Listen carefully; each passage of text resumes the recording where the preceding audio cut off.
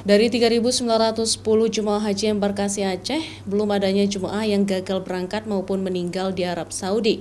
Hanya saja beberapa jemaah lansia yang kelelahan harus mengganti kloter sebelum keberangkatan karena harus masih dalam perawatan saat tiba di asrama haji saat tiba dari kabupaten kota.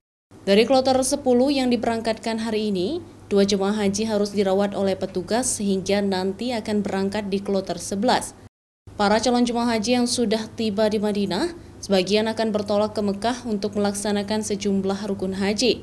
Nantinya para jemaah juga akan dibagikan dana wakaf Baitul Asy oleh pengelola di sana.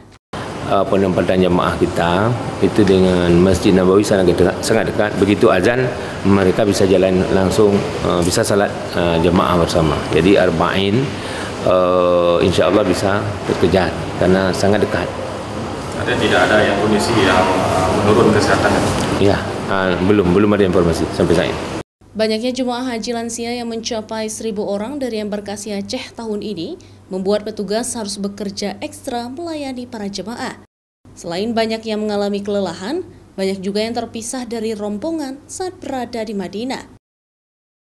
Syahril, Kompas TV, Banda Aceh.